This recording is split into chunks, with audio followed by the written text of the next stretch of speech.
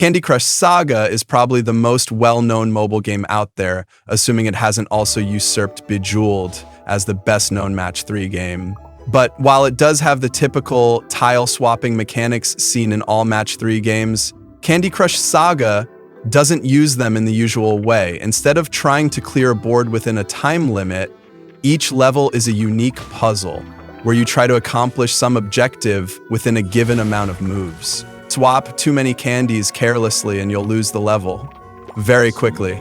One of the things that'll help you clear the levels are the various power-ups that can be earned, bought, or created.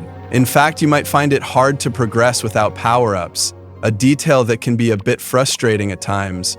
On the plus side, many of the more common power-ups can be created by manipulating the candies within a level, and there are a number of relatively easy ways to gain more through.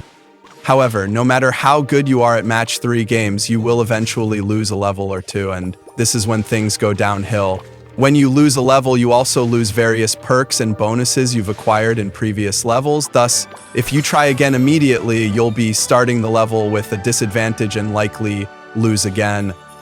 This is where my biggest issue with this game comes into play. Since everything depends so heavily on power-ups, losing your bonuses is treated as a big deal. Instead of just accepting the loss and moving on, you're prompted, sometimes more than once, to purchase extra moves. In theory, these extra moves can help you solve the level, but this isn't always the case.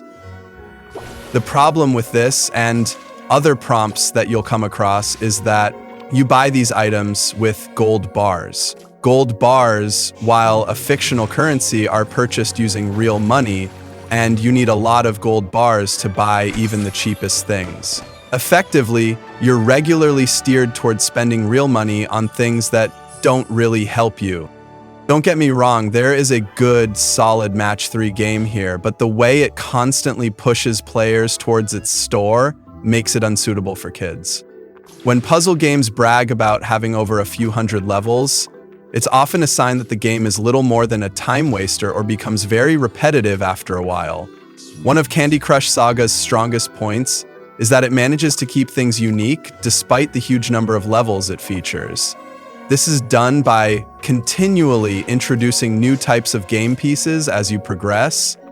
For example, you'll get introduced to chocolate early on. Chocolate blocks off the spaces it occupies, and over time it spreads over the board, making it a cumbersome obstacle. You can free up the spaces it occupies by making a match nearby, and if there's no more chocolate on the board, you don't have to worry about it anymore. But later on, you'll encounter chocolate generators.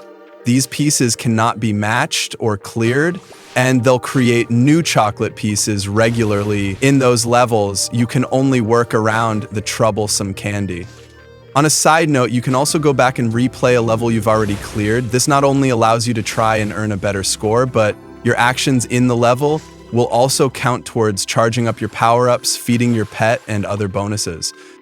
In many levels, the power-ups you have are going to be what determines success or failure. Fortunately, there are quite a few different ways to earn them. The slowest method is the prize wheel, which can be spun once every day to earn a random power-up.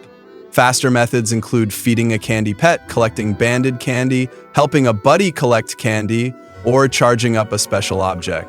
This special object varies regularly, and it's usually either a robot or a spaceship. During special events, it will probably change into something related to the event. The special object is also the most important item, as it automatically gives you power-ups when you enter a level. The more it has been charged up, the more power-ups you'll get. This is also one of the perks you'll lose if you fail to complete a level. When this happens, then your best bet is to replay an easy level a few times to charge it back up.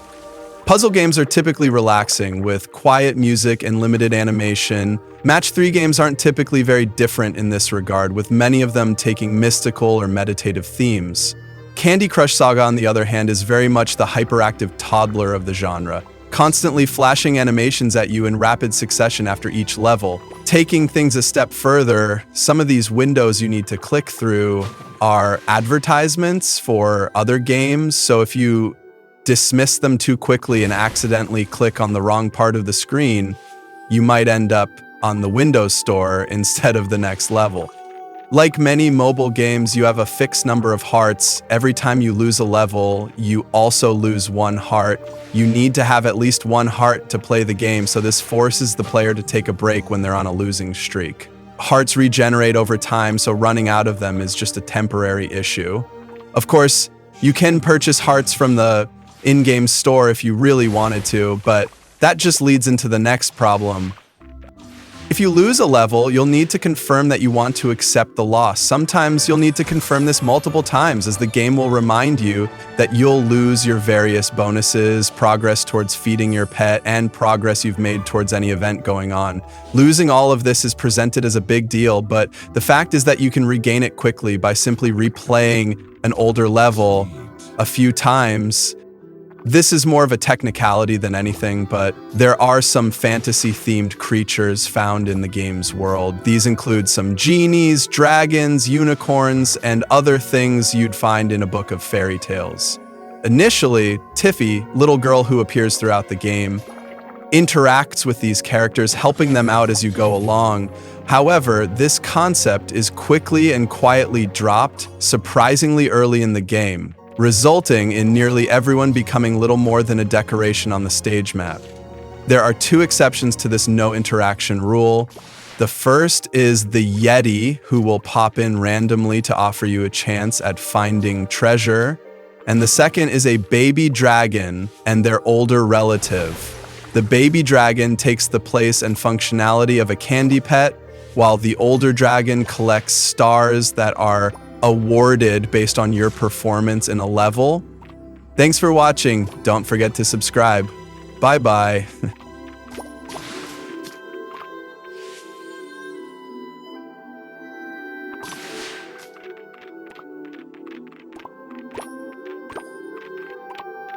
Divine.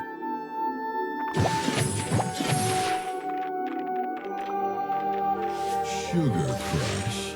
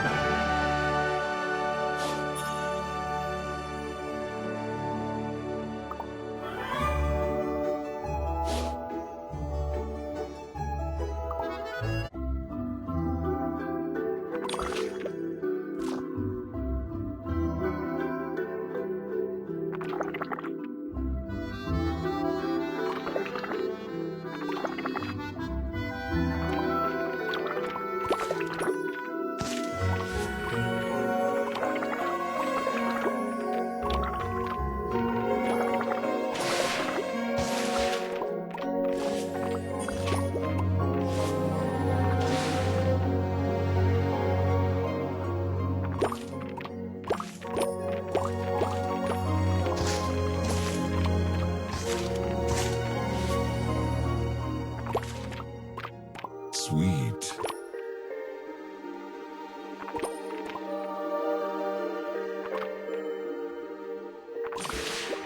Sugar Crush.